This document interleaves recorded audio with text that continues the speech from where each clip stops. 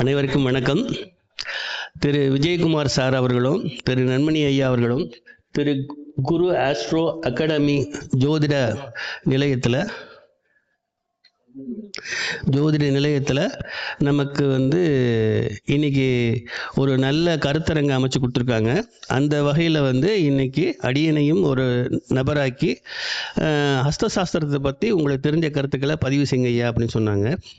ஹஸ்தசாஸ்திரம் என்பது ஒரு ஜாதகம் கிரகம் அப்படிங்கிற நிலைகள் தெரியறதுக்கு முன்னாடி இந்த ஒரு தனிநபருடைய வாழ்க்கையை என்ன விஷயங்கள் அப்படிங்கிறத தெரிஞ்சுக்கிறதுக்கு காலக்கணிதம் அப்படிங்கிற முறையில் ஒரு நபரை பற்றி தெரிஞ்சுக்க நம்ம கைரேகையை அடிப்படையாக எடுத்து பயன்படுத்தணும். இந்த கைரேகைங்கிறது அடிப்படை ரேகைகள் என்றைக்குமே மாறாது. ஜனன காலத்தில் உருவாகக்கூடிய ரேகை உங்களுக்கு அந்த அவருடைய பிறப்பின் தன்மை, அந்த கர்மா, அதன் அடிப்படையில் அந்த ஜனனகால ரேகை அமைஞ்சிடும். அந்த ஜனனகால ரேகைகள் அப்படிங்கும்போது அடிப்படை ரேகை மாறாமல் இருக்கும் பட்சத்தில் அப்போ மனிதனுடைய வாழ்க்கையில் மற்ற நிகழ்வுகளை எப்படி நம்ம தீர்மானம் பண்ணுறோம் அப்படிங்கிற விஷயத்தில் இங்கே கிரகங்களாகவும் எடுத்துக்கலாம், பாவங்களாகவும் எடுத்துக்கலாம். ரேகையினுடைய தன்மையை பொறுத்து அந்த ரேகை எந்த அளவில் இருக்குது அப்படிங்கிற கணிதத்தின் அடிப்படையில் அந்த நபரை பற்றி நம்ம ஒரு கணிதத்துக்கு வரத்துக்கு வாய்ப்பு இருக்கும்.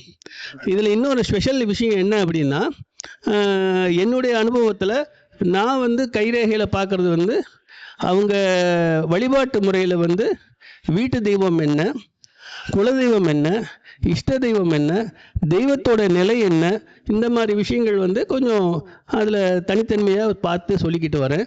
அந்த வகையில் ஏன் ரேகை பார்க்குறோம் அப்படின்னா, இப்போ ஜாதகம் சிலருக்கு கணிச்சிருக்கலாம், அதில் கூடுதல் குறைச்சி நேரம் ஜாதக கணிதத்தில் மாற்ற கருத்துக்கள் வர வாய்ப்பு இருக்குது. ஆனால் ரேகை அந்த நபர் சம்பந்தப்பட்ட கையுடையதுனால அந்த ரேகையானது எந்த காலத்திலையும் மாறுறதுக்கு வாய்ப்பு கிடையாது. ரேகையை தப்பு சொல்ல முடியாது. என்ன இருக்கோ அதுதான் கையில் வெளிப்படுத்தும். ரெண்டாவது, ரேகை எப்படி ஃபார்ம் ஆகுது அப்படின்னா, அந்த மனிதன் நல்ல நிலையில் நல்ல முறையில் பயணம் பண்ணும் பொழுது ரேகையும் அந்த பிரபஞ்சத்தின் அடிப்படையில் உறுதியான தன்மையில் நல்ல விஷயங்களை கொடுக்கறதுக்கு உண்டான பலனை கொடுக்கும். அதே ஒரு மாறுபட்ட கருத்துக்கள் இருக்கும்போது அதுக்கேற்ற மாதிரி தான் ரேகையும் அமையும். இந்த தெய்வ வழிபாடு அப்படிங்கிறது ஏன் சொல்கிறோம் அப்படின்னா, பொதுவாக அடிப்படை ரேகைங்கும் போது ஒரு சிசுவானது உருவாகும் போது கொஞ்சம் பயத்தோடையே இருக்கும். ஏன் அப்படின்னா, குழந்தை பிறந்த உடனே அழுகும். ஏன் அழுகுது? அறிவியல் ரீதியாக சொல்ல போனால், லங்ஸுக்குள்ள காற்று போகும்போது முதல் மூச்சு வாங்கும்போது லங்ஸ் விரிவடையும். அந்த அதிர்ச்சியில் குழந்தை அழுகும். அதே நேரத்தில் ஒரு குழந்தை தும்மும் போது 100 200ன்னு சொல்லுவாங்க, இல்லை சாமி பேரை சொல்லுவாங்க. ஏன் சொல்கிறாங்க தெரியுமா ஐயா உங்களுக்கு? அதாவது மனிதன் பிறப்பு காலம் முதல் நிறைவு காலம் வரைக்கும் அவன் அந்த இதயமானது இயங்கிக்கிட்டே இருக்கும். இயக்கத்தில் எந்த விதமான தடையும் வந்துடக்கூடாது. ஆனால் அப்பப்போ தடை வரும். எப்போ தடை வரும்? ஒரு மனுஷன் எப்போ தும்முறானோ, தும்மும் போது இதயம் நிற்கும். அப்போ அந்த தும்மும் போது இதயம் நிற்கும் போது கூட இருக்கவங்க 100 200ன்னு சொல்லுவாங்க, ஆயில கூட்டுறதுக்கு. கொஞ்சம் விவரமானவங்க சிவா, சண்முகா, வேலவா, கந்தா, கடம்பா, அம்பாள் பேரை சொல்லி இந்த மாதிரி சாமி பேரை சொல்லுவாங்க. ஏன்னா அந்த கேப்பு கூட தெய்வ தொடர்பு இல்லாமல் போயிடக்கூடாது, உயிரோட தொடர்பு கிடைக்கணும் அப்படிங்கிறதுக்காக சொல்லுவாங்க. இதயம் நின்று இயங்கும் எப்போ? தும்மல் வரும் பொழுது. இது யாருக்கா தெரியுமா? ஏன்னா அந்த இடத்துல தெய்வத்தின் தொடர்பு அந்த நபருக்கு கிடைக்கணும் அப்படிங்கிறதுக்காக. ஆமாம்.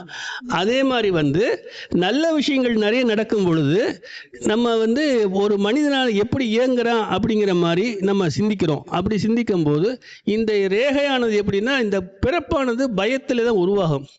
ஆனால் கர்ப்பத்தில் ஒரு குழந்தை இருக்கும்போது ஒரு மகான் சொல்லியிருக்கார், குழந்தை ஆனந்தமாக இருக்குமா, குழந்தையை சுற்றி ஒளிவட்டம் இருக்குமா. இந்த ஒளிவட்டத்தில் இருக்கும்போது 14 லோகத்தில் நடக்கிற விஷயமோ அந்த குழந்தைக்கு உணர முடியுமா. ஏன்னா அந்த இடத்துல ஞானம் பிரகாசமாக இருக்கும். அப்போ கர்மா இயங்காமல் இருக்கும். இந்த குழந்தை பிறந்த உடனே அந்த பிரகாசத்தை விட்டு வெளில வந்துடுமா. வெளியே வந்த உடனே ஆண்டவா என்னை இருட்டில் தள்ளிட்டியேன்னு கத்துமா அப்படின்னு அந்த சித்தர் சொல்கிறார். என்ன சொல்கிறார்?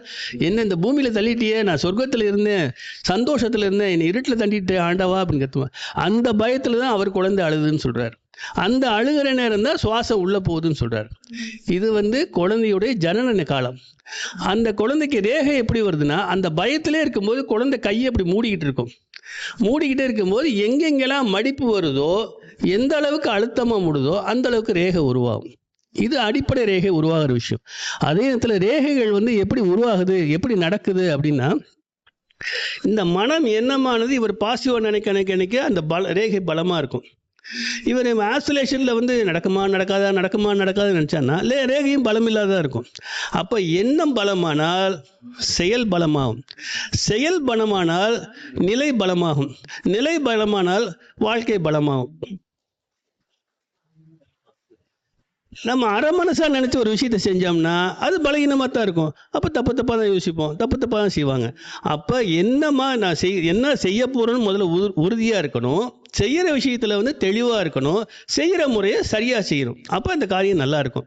இந்த இடத்துல ரேகை எப்படி வருதுன்னா, எந்த ஒரு ரேகையும் அடிப்படை ரேகைக்கு அப்புறம் உருவாகக்கூடிய ரேகைக்கு ஆயுள் காலம் ஐயா சொன்ன மாதிரி 7 வருஷம். 7 வருஷத்துக்கு அப்புறம் அந்த ரேகை மாறிக்கிட்டே இருக்கும். ஒரு ரேகை உருவாகவும் 7 வருஷம் ஆகும், அந்த ரேகை நிறைவாகவும் 7 வருஷம் ஆகும், அந்த ரேகை மாறுறதும் 7 வருஷம் ஆகும். ஒவ்வொரு 7 வருஷத்துக்கும் மாறிக்கிட்டு இருக்கும். அந்த 7 வருஷம் மாறும் பொழுது அந்த ரேகை வந்து இவங்க எண்ணம் வந்து மெச்சூரிட்டி மாற மாற மாற மாற மாற ரேகையும் மாறிக்கிட்டே வரும். அப்போ எந்த இடத்துல எப்போ பார்க்குறாங்க, அப்போ அந்த ரேகையானது என்ன சொல்லுது அப்படின்னா, அந்த விஷயத்தை எடுத்து நம்ம கணிதம் பண்ணி சொல்லலாம். நல்ல அழகான கை, ரேகை ரொம்ப கம்மியாக இருந்து அழகாக இருந்தால் அவருக்கு பிரச்சனையே இல்லைன்னு அர்த்தம். யார் ஒருத்தருக்கு கையில் ரேகை அதிகப்படியாக இருக்கோ அவங்க நிறைய மனக்குழப்பத்தில் இருக்காங்க, நிறைய பிரச்சனைகளை சந்திக்கிறான்னு சொல்லலாம். அதில் யாருக்கு ரேகை வந்து அழுத்தமாக இருக்குது, கருப்பாக இருக்குது அப்படிங்கன்னா அவங்க உள் மனசில் வந்து எதையும் தீர்மானம் பண்ணுறதுல தடுமாறுறாங்கன்னு அர்த்தம். அதே நேரத்தில் யார் ஒருத்தருக்கு ரேகை வந்து ரொம்ப லேசாக இருக்குது, மெல்லிஸாக இருக்குது, பின்னி கிடக்குன்னா அவங்க பெரிய குழப்பவாதியாக இருக்காங்கன்னு அர்த்தம். யாருக்கு ஒருத்தருக்கு ரேகை வந்து தொடர்பு இல்லாமல் இருக்குது அப்படின்னா எந்த ஒரு செயல்பாடையும் தொடர்ந்து செய்யக்கூடிய நிலையில் இல்லைன்னு அர்த்தம். முழுமையாக வந்து பார்க்கும் பொழுது கைரேகையில் வந்து சொல்ல முடியாத விஷயத்த வேறு எதுலேயும் சொல்ல முடியாது. அவ்வளோ விஷயங்கள் கைரேகையில் சொல்லலாம். இதுக்கு பேர் தம்புன்னு பேர். இந்த தம்பு வந்து 27 ஜென்மாவுக்கு சொல்லலாம். அப்போ ஒரு கையை வச்சு எவ்வளோ சொல்லலாம், அவ்வளோ விஷயங்கள் சொல்லலாம். எத்தனை தலைமுறைக்கு வேணாலும் சொல்லலாம். ஆனால் அந்த அளவுக்கு ஞானம் உள்ள மகான்கள் இருக்காங்களா அப்படின்னு தெரியல. அடியனுக்கு தெரிஞ்ச அளவில் ரேகையை பற்றி நான் வந்து முயற்சி பண்ணிக்கிட்டு இருக்கேன். எனக்கு தெரிஞ்சதை சொல்லிக்கிட்டு இருக்கேன்.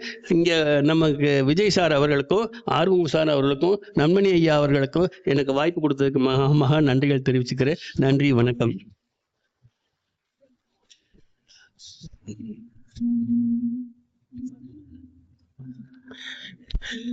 கரூரிலிருந்து வருகை புரிந்து மிக சிறப்பாக உரையாற்றிய திரு இளங்கோவன் ஐயா அவர்களுக்கு ஸ்ரீ குரு ஆஸ்ட்ரோ அகாடமி சார்பாக ஒரு மிகப்பெரிய ஒரு நன்றியை தெரிவிச்சுக்கிறோம். திரு நன்மணி ஐயா அவர்கள் இப்போது பொன்னாடை போத்தி கௌரவிப்பார்.